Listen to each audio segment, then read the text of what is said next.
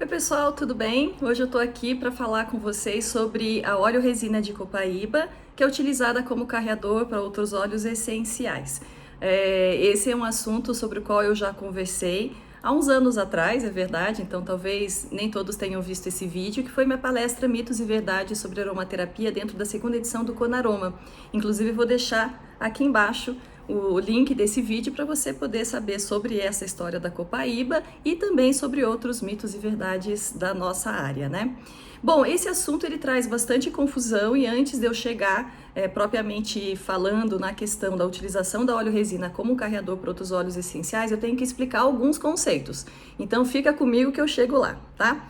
Primeira coisa que eu queria esclarecer é que quando a gente fala de óleo de copaíba, a gente está falando de, na verdade, 3 produtos dentro do mercado brasileiro, né? A gente vai estar falando propriamente da óleo-resina de copaíba, que eventualmente também é chamada de bálsamo de copaíba.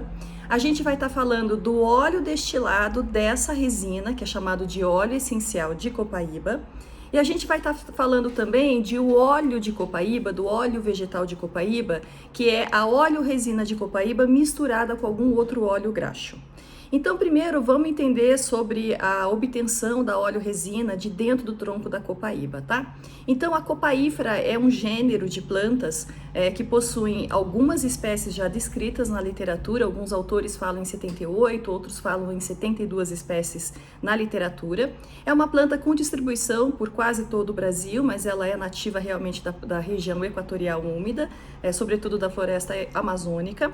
E a utilização da copaíba, ela já é conhecida na literatura, pelo menos desde o século XVI, ela é citada pelos jesuítas, olha só.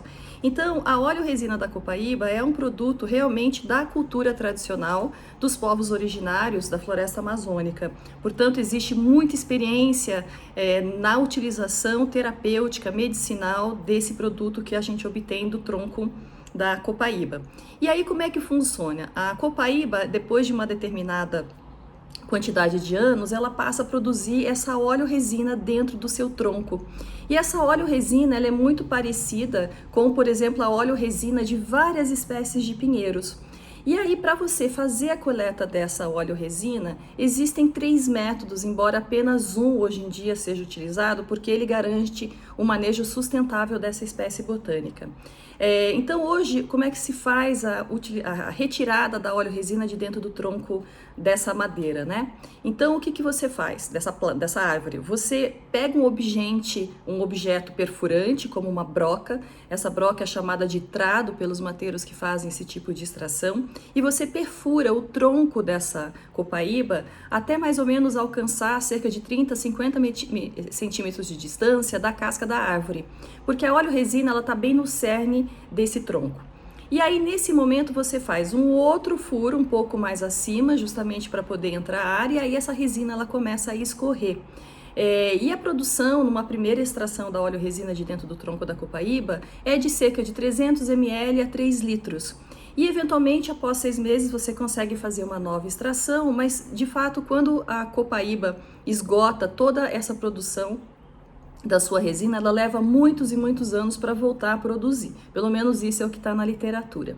Então, essa óleo-resina que escorre, ela é coletada dentro de uma garrafa e depois ela passa por um processo de filtragem, e esse é um produto que já está disponível para o uso, inclusive já é o produto que a gente encontra em algumas marcas de aromaterapia e a gente encontra também nos mercados populares, sobretudo das regiões norte e nordeste do Brasil. Então, isso é chamado de óleo-resina de copaíba ou bálsamo de copaíba. Esse produto, como eu falei, ele já tem um uso tradicional na nossa cultura brasileira muito antigo. E, portanto, ele é utilizado dessa maneira mesmo, da maneira como ele é coletado da árvore, para diversas situações, como inflamação de garganta, problemas de pele, desde psoríase até dermatites. É utilizado de forma oral também para endometriose, na cultura popular, é utilizado também para gastrite, para úlcera, né? É utilizado também como um bálsamo para aliviar as dores do sistema músculo-esquelético. Então, tem muita utilização dessa óleo-resina pura, do jeito que ela sai da árvore, dentro da cultura tradicional brasileira. O que acontece é que é possível você pegar essa óleo-resina de copaíba e às vezes ela sai de dentro do tronco com uma viscosidade muito grande e você já diluir essa óleo-resina em algum outro óleo gorduroso. E esses óleos gordurosos que são utilizados para fazer a diluição dessa óleo-resina, quase sempre é o óleo de soja, porque o óleo de soja é um óleo muito disponível no nosso mercado, mas eventualmente pode-se utilizar até mesmo um óleo mineral. E esse tipo de utilização da óleo-resina já diluída num óleo gorduroso, ela é encarada como uma adulteração, caso esse tipo de diluição não esteja declarado no rótulo do produto. E na verdade, esse tipo de adulteração da óleo-resina de copaíba já está documentado na literatura pelo menos desde os anos 90 do século 20, então 1990 e poucos, né? E aí, esse tipo de produto, ele é utilizado com a mesma finalidade da óleo-resina pura. Acontece que lá, então, nós temos um produto que já está diluído, portanto, a sua concentração de princípios ativos também está diluído, mas é um óleo que tem as suas propriedades terapêuticas preservadas, embora ele esteja já diluído em algum óleo gorduroso ou eventualmente até em óleo mineral. E finalmente, o terceiro produto que está disponível no nosso mercado de copaíba é o óleo destilado de copaíba, portanto, o óleo essencial da óleo-resina de copaíba. O que se faz? Coleta essa óleo-resina pura e depois ela é posteriormente destilada. E dessa destilação, então, nós obtemos o que é chamado de óleo essencial de copaíba. O óleo essencial de copaíba, ele é relativamente uma novidade no nosso mercado de aromaterapia, e porque ele foi introduzido há poucos anos, né? Sobretudo se a gente comparar a utilização tão tradicional da óleo-resina pura. Eu mesma, quando comecei na aromaterapia, a gente não tinha o óleo destilado disponível e sempre o que eu soube, o que eu usei, a experiência que eu tenho com a copaíba é muito mais da utilização da óleo-resina do que propriamente do óleo essencial. Agora sim, talvez de uns 4 ou 3 anos para cá, o óleo essencial de copaíba tem ficado muito conhecido no mercado, sobretudo por conta do hype dos fitocannabinoides, né? Então, a partir do momento em que se começou a utilização e até a prescrição de uma maneira muito mais generalizada da cannabis medicinal, e aí se estudou sobre o potencial terapêutico do CBD, se descobriu que alguns sesquiterpenos que estão presentes em alguns óleos essenciais, como é o caso do cedrol, mas sobretudo como é o caso do beta-carofileno, que é o sesquiterpeno majoritário da fração volátil da óleo-resina de copaíba e, portanto, do óleo essencial destilado da óleo-resina, também atua nos receptores CB2 que nós temos distribuídos no nosso corpo, portanto, tem essa ação também canabinoide no nosso organismo. E aí, por conta disso, se começou a vender o óleo essencial de copaíba no mercado como uma espécie de substituto ao CBD, e dessa maneira o óleo de copaíba se transformou num grande hype mundial e hoje em dia, sim, então, algumas marcas de aromaterapia internacionais já começam a disponibilizar esse produto para o mercado do exterior. E aqui no Brasil a gente tem algumas marcas brasileiras que também utilizam o óleo essencial da copaíba. E um outro produto que é possível de existir, mas ele não é produzido em escala comercial dentro do Brasil, seria o óleo graxo, né? O óleo gorduroso das sementes e dos frutos da copaíba. Existe já mapeamento da composição química, da extração por prensagem dessas sementes ou da extração desses lipídios dos frutos da copaíba, mas esse produto ele não é um produto disponível em escala comercial e esse produto é um produto que é muito parecido com os óleos gordurosos que nós utilizamos como carreadores dentro da aromaterapia, que também são extraídos de sementes e frutos. A exemplo de um óleo de coco, de um óleo de amêndoas, de um óleo de semente de uva, de um óleo de semente de damasco, de um óleo de abacate, enfim, esses óleos todos de girassol que a gente utiliza como carreadores dentro da aromaterapia. Quando a gente está falando sobre a óleo-resina da copaíba, eu preciso falar com vocês sobre a composição desse produto, porque essa composição do produto é muito importante para o raciocínio que eu quero desenvolver acerca da utilização da óleo-resina como carreador de óleos essenciais. Bem, a composição da óleo-resina ela é basicamente feita de terpenos voláteis, e esses terpenos voláteis são do tipo sesquiterpenos, na sua grande parte, portanto, moléculas que possuem 15 átomos de carbono, e entre esses sesquiterpenos, a principal quantidade é do beta-carofileno. E a outra fração dessa óleo-resina de copaíba já é uma fração não volátil. E essa fração não volátil ela é formada de ácidos diterpênicos E entre esses ácidos diterpênicos, principalmente o ácido copálico, que acabou sendo o único ácido presente nas diversas espécies de copaíba que produziram óleo resina e foram analisadas. Então, o ácido copálico ele se tornou um marcador da óleo-resina de copaíba, porque entre os outros ácidos diterpênicos que são passíveis de serem encontrados na óleo-resina de copaíba, existe uma variedade muito grande e o único que se repete, portanto, em todas elas é o ácido copálico. Portanto, existe dentro da óleo-resina de copaíba uma fração não volátil e existe uma fração volátil.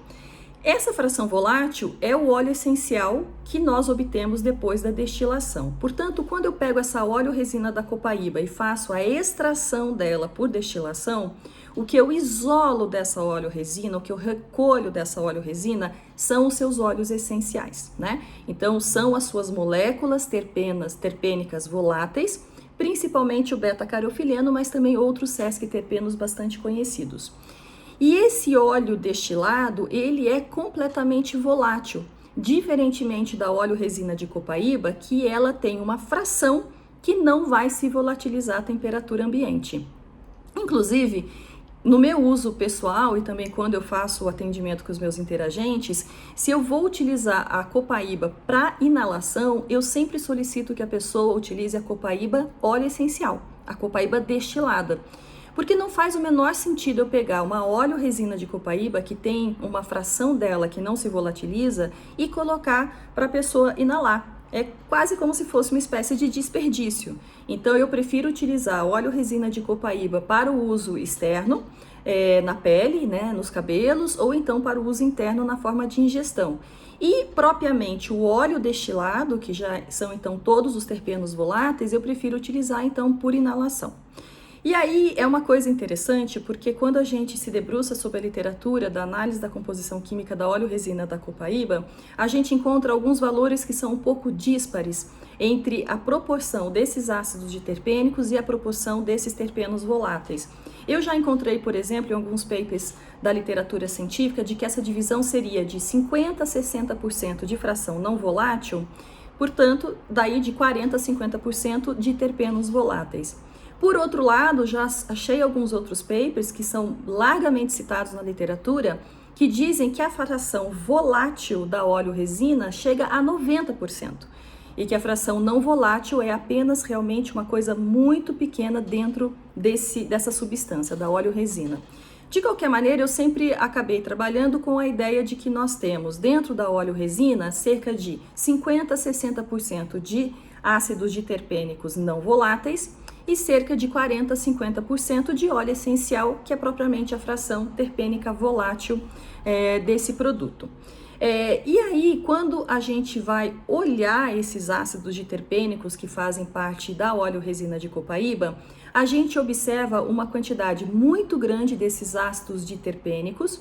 Esses ácidos diterpênicos eles são identificados e para essa identificação é preciso você fazer alguns processos anteriores antes de colocar essa fração não volátil dentro de um cromatógrafo gasoso. Então, quase sempre o que você avalia são as substâncias metílicas desses ácidos graxos. E aí o que ocorre é que esses ácidos graxos, eles não são propriamente lipídios. E aqui eu começo então a falar sobre essa questão da óleo-resina de copaíba ser utilizada como carreador. Quando a gente está falando de ácido graxo, a gente está falando de uma espécie de ácido carboxílico que tem uma cadeia alifática. E os ácidos carboxílicos, eles podem ser curtinhos e eles podem ser mais grandinhos. Só que quando a gente está falando de gordura, de lipídio, a gente não está falando de um ácido carboxílico que está solto, né? A gente está falando de 3 ácidos carboxílicos que estão unidos por uma molécula de glicerol, formando então os triacilglicerídeos, que a gente chama também de triglicerídeos. E aí o que acontece é que esses ácidos diterpênicos da copaíba, eles não, pelo menos eu não consegui descobrir, eu fiz uma pesquisa exaustiva na internet, lendo vários artigos científicos, eles não estão nessa forma de gordura. tá? Eu não consegui descobrir se esses ácidos diterpênicos da copaíba, de repente, estão na sua forma monoacilglicerídeo ou na sua forma diacilglicerídeo. E eu acredito que não estejam também na sua forma triacilglicerídeo. Portanto, a gente não costuma dizer que a óleo resina de copaíba possui lipídios, né? Não possui gordura, não é um óleo gorduroso, da mesma maneira como a gente fala sobre um óleo de semente de uva, um óleo de abacate, um óleo de girassol, um óleo de linhaça e por aí afora.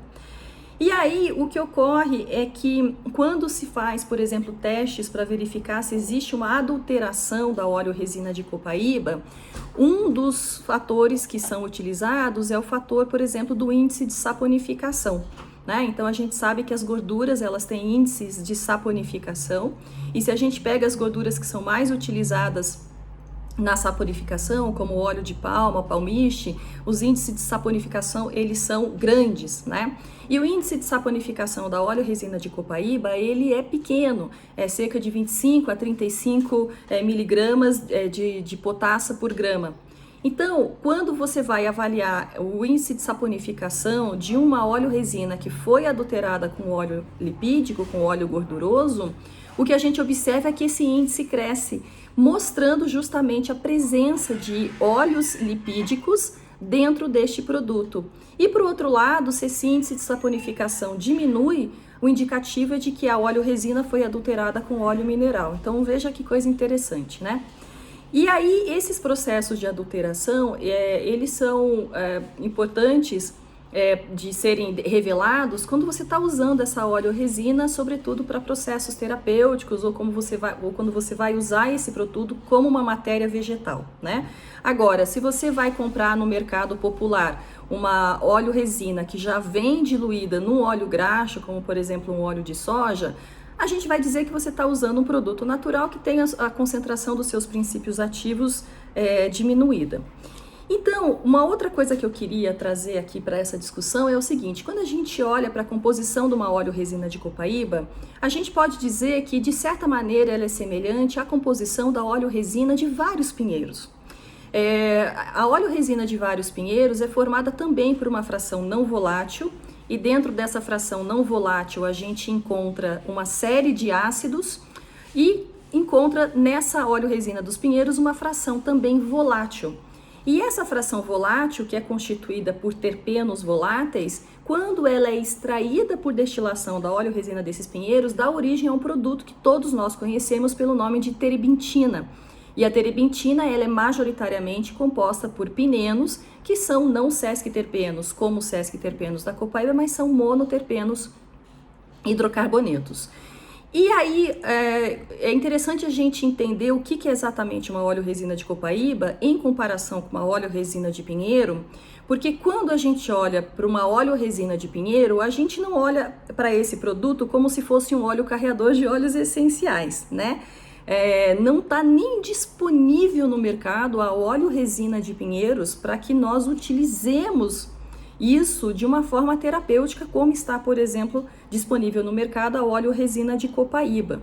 E quando a gente pensa em aplicar uma substância gordurosa na nossa pele, como são os óleos graxos, os óleos gordurosos, os óleos lipídicos, né? A gente está buscando algumas funções bem específicas dessas moléculas de gordura, sobretudo o que elas trazem de emoliência para a nossa pele, mas quando a gente está falando também de óleos graxos que foram extraídos por prensagem a frio da semente, existem várias outras substâncias com potencial antioxidante para a nossa pele. E quando a gente está pensando na utilização dos óleos essenciais na nossa pele, a gente não está imaginando que esses óleos essenciais vão trazer emoliência para a nossa pele, mesmo porque a maior parte das moléculas que estão dentro dos óleos essenciais, elas agem até como adstringentes cutâneos e agem como solventes de gordura da nossa pele. Você aplicar um óleo essencial puro na pele, sobretudo se ele é rico em monoterpenos, você vai verificar que a pele ela seca, ela se ressente, né, de uma maneira muito semelhante a se você aplicasse álcool. Então, a razão da gente aplicar os óleos essenciais na pele é outra, que a gente está querendo outras funções dos óleos essenciais. Mas se você está querendo agregar emoliência para a tua pele, faz muito mais sentido você aplicar os lipídios na sua pele. Por outro lado, se a gente quer agregar hidratação, a gente vai aplicar as emulsões, a gente vai eventualmente até banhar essa pele com alguns outros produtos que contêm um conteúdo bom de água, e a gente vai cuidar da ingestão da própria água na pele também, né? Agora, vamos falar sobre a necessidade da gente diluir os óleos essenciais em alguma gordura, né? Em um óleo graxo, em um óleo gorduroso, por exemplo. Basicamente porque as moléculas dos óleos essenciais, elas são passíveis de expressar dois tipos de toxicidade na nossa pele, que é a toxicidade chamada irritação cutânea e a toxicidade chamada sensibilização cutânea. Isso pode se manifestar de uma maneira mais intensa e pontual, né? Ou melhor, de uma maneira mais intensa e aguda, ou pode ser que esse tipo de situação, sobretudo a toxicidade, que é a toxicidade dependente da resposta imunológica, que é a sensibilização cutânea, pode se manifestar ao longo do tempo, né? Depois de uma certa quantidade de uso, depois de um certo período de uso. Então, nós diluímos os óleos essenciais em óleos gordurosos justamente para a gente poder diminuir o risco desses dois tipos de toxicidade. Claro que existe um uso pontual dos óleos essenciais sem diluição na pele. Inclusive, os alunos da Casa Mai aprendem a famosa regra da dedada, né? Em que eu falo de 4 perguntas que são necessárias de ser respondidas antes de você se aventurar a ficar aplicando óleo essencial puro na pele. E vocês que me seguem sabem que eu tenho um mantra na aromaterapia que é dilui, dilui, dilui, né? Eu até faço a conjugação. Eu diluo, tu diluis, ele dilui. Nós diluímos. E se eles não diluem, paciência, vós diluís. E aí o que acontece é o seguinte: para nós diluirmos adequadamente os nossos óleos essenciais, a gente precisa de solventes que são lipofílicos, né? Que são também solventes não polares. E um desses solventes não polares, que também tem uma grande afinidade com a pele, são, portanto, os óleos lipídicos, né? Os óleos graxos, mas também as ceras, mas também as manteigas, né? E, inclusive, o próprio óleo mineral. Só que o óleo mineral, ele não é compatível com a pele, embora ele seja um bom diluente dos óleos essenciais. E aí, quando a gente olha para a composição química da óleo-resina de copaíba, a gente vai dizer que, ok, esses ácidos diterpênicos, do tipo ácidos carboxílicos, eles são legais para diluir as nossas moléculas de óleos essenciais. Estamos falando de substâncias polares, não polares com substâncias não polares. Tá tudo ok. A questão é que a óleo-resina de copaíba já tem uma fração muito alta de óleo essencial diluída nesses ácidos diterpênicos. E vamos lembrar, de novo, que eu não tenho certeza se esses ácidos diterpênicos são lipídios. Eu tenho um bom palpite de que talvez não sejam, tá? Mas eu não tenho certeza, não consegui descobrir isso na literatura. Então, quando a gente pega óleo resina de copaíba e a gente aplica óleo resina de copaíba sem diluição nenhuma dela na pele, veja que nós já estamos aplicando um produto em que a diluição de óleos essenciais dentro dele está a 40 a 50%. Aí eu faço a seguinte pergunta para você. Você faz normalmente aplicação tópica de óleos essenciais que estão diluídos de 40 a 50% na tua pele? É uma diluição comum que você utiliza? Eu acho que não, né? Eu acho que não. Ok, se a gente estiver falando de um uso pontual, né, assim, que você passa uma dedada, né, então você vai pegar 1 ou 2 gotas e vai aplicar numa região muito pequenininha, eventualmente a gente aplica até puro, e aí sim, você pode fazer uma diluição de 50%, mas é 1, 2 gotas numa região muito pequenininha, mas ninguém fica se esfregando no corpo utilizando uma concentração tão grande de óleos essenciais assim. E, no entanto, a gente acha isso perfeitamente normal de ser feito quando nós estamos utilizando uma óleo-resina de copaíba. Felizmente, a óleo-resina de copaíba é um produto seguro do ponto de vista tanto da irritação cutânea quanto do ponto de vista da sensibilização cutânea. Então, alguns estudos já foram feitos, é uma coisa que está documentada inclusive no livro do Essential Oil Safety do Tisserand e do Yang, de que nos testes de sensibilização cutânea e irritação, a óleo resina de copaíba não se mostrou um produto complicado para a pele. Então, nós temos uma segurança tanto dada pelas pesquisas científicas quanto pelo uso tradicional desse produto na nossa cultura brasileira, de que a óleo-resina pura, do jeito que ela sai da árvore, é um produto que é tranquilo de aplicar na pele. Mas nós podemos fazer uma outra pergunta, né? Por que não diluir a óleo-resina de copaíba, dado que nós estamos lidando ali com um tipo de produto que também tem uma certa concentração de princípios ativos? Não acho que seja errado diluir essa óleo-resina de copaíba em outro óleo graxo antes da gente aplicar na pele. E, na verdade, quando faço sinergias de óleos essenciais em que eu vou usar óleo-resina de copaíba, eu trato a óleo-resina de copaíba como se fosse um óleo essencial previamente diluído. Vou dar um exemplo para ficar mais claro. A Laszlo Aromaterapia, ela vende alguns óleos essenciais que são muito caros, diluídos previamente a 10%. Como, por exemplo, a camomila azul a 10%, a camomila romana a 10%, a imortélia a 10%, né? Sei lá, sândalo, misori a 10%. Então, são óleos muito caros, são óleos difíceis da gente adquirir por conta do preço, e aí a Laszlo, então, nos dá essa opção de você comprar ou esse óleo essencial puro, né, sem diluição nenhuma, ou então você compra esse óleo essencial já previamente diluído a 10%. E tá escrito no rótulo, tudo bonitinho, então você compra se você quiser. E quando a gente pega esses óleos essenciais que já estão previamente diluídos a 10%, a gente usa nas nossas sinergias de óleos essenciais, só que a gente não fica achando que esses óleos a 10% são carreadores de outros óleos essenciais, né? Só que a gente pensa assim com a óleo-resina de copaíba. Eu não. Quando eu uso a óleo-resina de copaíba, eu estou imaginando que eu estou trabalhando ali com um produto em que o óleo essencial já está diluído entre 40% a 50%. E eu coloco essa conta nas minhas sinergias. Só que daí eu sei que eu estou agregando também na minha sinergia os princípios ativos da fração não volátil desse produto, né? Os diversos ácidos diterpênicos que esse produto tem. Então, eu trato a óleo-resina de copaíba como um produto que requer a sua diluição e como óleos essenciais que estão em grande concentração para eu ficar aplicando na pele assim como se não houvesse amanhã. Eu não faço esse tipo de coisa, né? Da mesma maneira como eu não fico pegando, por exemplo, um óleo tão denso quanto o óleo essencial de copaíba, que é o óleo de vetiver, o óleo de patchouli, um óleo de cedro, e fico também assim como se não houvesse amanhã, aplicando ele a 40%, 50% na pele. Não faço isso. Então, inclusive está até no próprio site do Tisserand, ele diz que você trata a óleo-resina de copaíba como um óleo denso, rico em sesquiterpenos, a exemplo do vetiver. Ou seja, você vai diluir também a óleo-resina de copaíba antes de fazer a aplicação dela. Agora, vamos imaginar de você pegar então esse produto que já tem uma grande concentração de óleo essencial diluído nesses ácidos diterpênicos e você enfia mais óleo essencial dentro desse produto, certo? Você vai usar então essa óleo-resina de copaíba como um carreador. Dá para concordar comigo que esses 40% a 50% de óleo essencial estão subindo? Aí vai para 55%, 65%, 75%, 85%.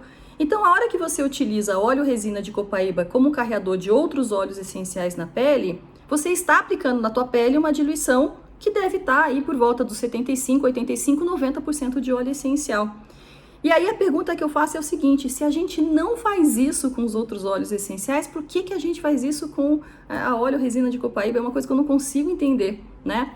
Outra coisa, assim, nós não utilizamos as óleos-resinas dos pinheiros como carreadores de óleos essenciais, né? Mas a gente utiliza a óleo-resina da copaíba para isso. Ok, eu sei também que tem uma grande diferença em termos de composição. A óleo-resina dos pinheiros é rica em terpenos voláteis e a gente sabe que eles têm um potencial irritativo para a pele, tá? Muito mais do que os sesquiterpenos.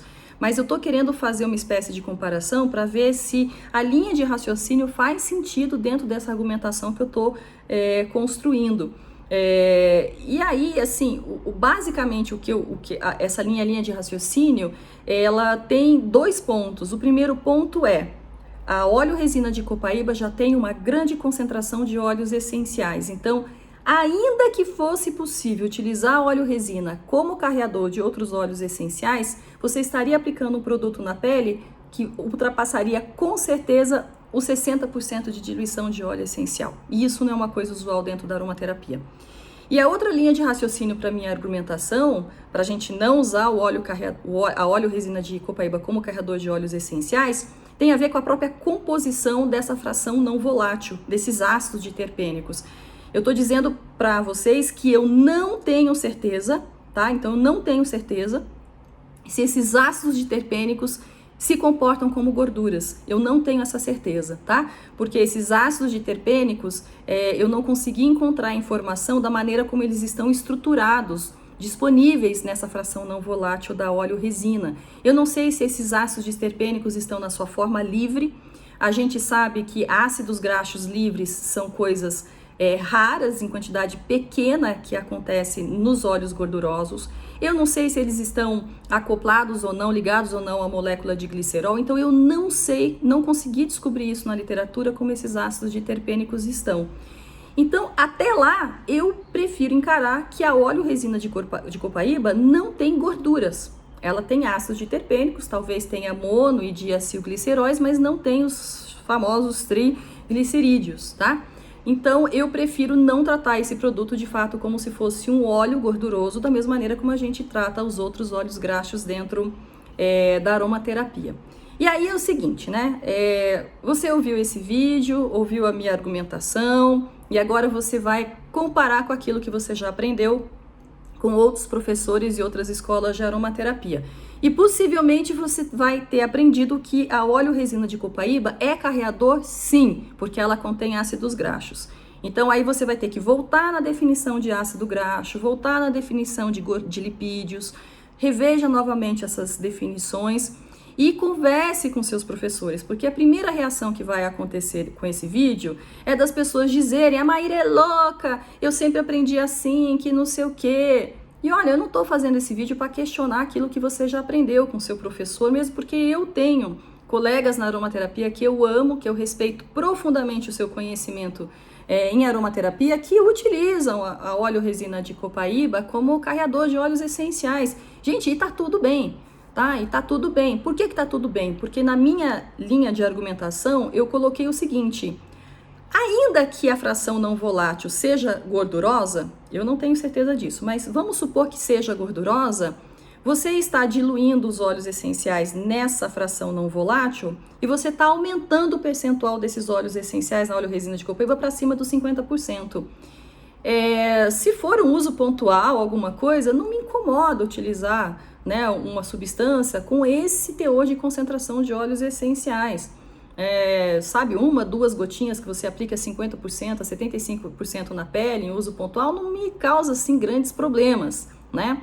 Mas a questão é quando você começa a fazer óleo de massagem, óleo corporal, sei lá, com um produto que já tem uma concentração de óleos essenciais muito grandes. Mas isso, gente, é o seguinte, é a critério do freguês. Tanto eu tô nem aí, eu ensino o que eu ensino, se quiser usar, você usa do seu jeito, problema seu, né? Claro que eu não vou passar esse tipo de indicação de fazer uma massagem de corpo inteiro com 50% de óleos essenciais, mas enfim, quem sou eu, né? Para dizer o que os outros têm que fazer. E além disso, a gente tem que lembrar que a própria óleo resina de copaíba, mas não funcionando como carreador de óleos essenciais, funcionando ela sozinha, né? Do jeito que ela sai do tronco, é um produto que tem grandes resultados para algumas questões de pele, sobretudo psoríase e dermatite. E aí, nesses problemas de dermatite, psoríase, se eu estiver utilizando a óleo resina de copaíba do jeito que ela sai do tronco da árvore, eu estou aplicando um produto que tem uma concentração de 40 a 50% de óleo essencial. Então, não quero ser a dona da verdade de nada aqui, eu quero apenas transmitir uma linha de raciocínio que para mim faz sentido. E, na verdade, se de repente alguém estiver vendo esse vídeo e conhecer profundamente a composição química da óleo resina de copaíba, por favor, me ajude a entender como que esses ácidos diterpênicos se apresentam dentro dessa óleo resina, porque eu não consegui ainda entender esse tipo de apresentação. Eu até entendo como que eles são preparados para que se faça análise por cromatografia gasosa desses ácidos diterpênicos. Já entendi a questão da metilação, já entendi a questão até de você utilizar a questão da acidez, mas não consegui entender ainda como que eles se apresentam no produto em si. E é uma curiosidade que eu tenho, eu gostaria muito de saber se a gente pode dizer que a fração não volátil da copaíba é uma gordura, tá? Por enquanto eu tenho a impressão de que não é, mas eu gostaria de saber se eu estou errado, então se de repente você entender profundamente do assunto, me procura que eu vou adorar aprender sobre essa questão. E aí, assim, agora que você ouviu essa argumentação, ouça a argumentação das pessoas que continuam utilizando a óleo resina de copaíba como carreador de outros óleos essenciais, pondere sobre as duas argumentações e chegue na sua própria opinião, né? Eu acho que a gente constrói opiniões através de argumentos, não através de achismo, né? Porque dizer o seguinte, dane-se, eu sempre utilizei, nunca tive problema nenhum na pele, vou continuar utilizando óleo de copaíba como carreador de óleo essencial? Sim. Isso para mim não é uma opinião construída com base em argumentos, é uma opinião construída com base, evidentemente, na sua própria experiência, e as experiências nossas, elas sempre são importantes, mas é uma experiência que não está apoiada por uma argumentação, né, assim, à luz dos artigos científicos e tudo mais. Então, talvez seja apenas um tipo de teimosia. Quer continuar sendo teimoso? Problema seu, não tem problema nenhum com isso. Convive com teimoso, não teimoso, as pessoas são do jeito que elas quiserem.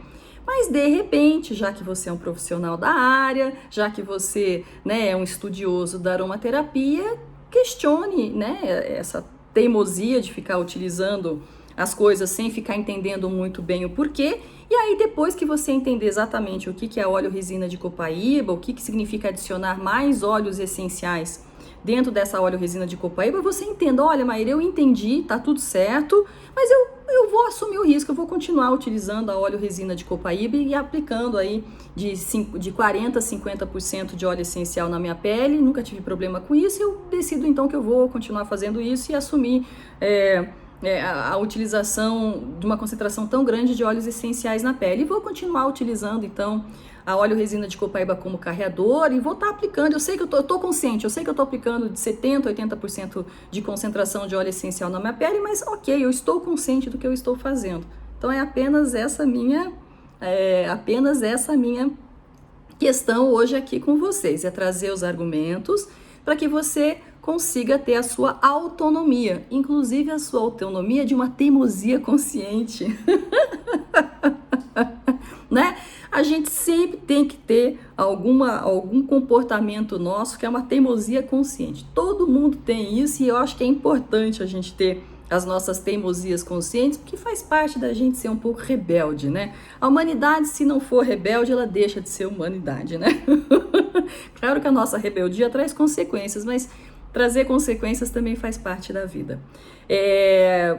Me diz aí o que você achou dessa história toda, tá? Mas, por favor, sem histerismo, tá? Eu não tenho paciência com esse negócio de histerismo hoje em dia em rede social, então eu tenho que frisar milhões de vezes de que eu estou aqui apresentando uma argumentação. E é uma argumentação que pode ser questionada, pode ser complementada, vamos construir esse conhecimento juntos, tá? Não tô aqui para ficar dizendo que fulano tá errado, fulano não tá errado, não é nada disso não, tá bom? Estou aqui apenas para construir uma argumentação que leva a minha opinião de que a gente não precisaria utilizar a óleo resina de copaíba como carreadores de óleos essenciais. Tá joia? Por hoje é só, fique bem e um beijinho, até!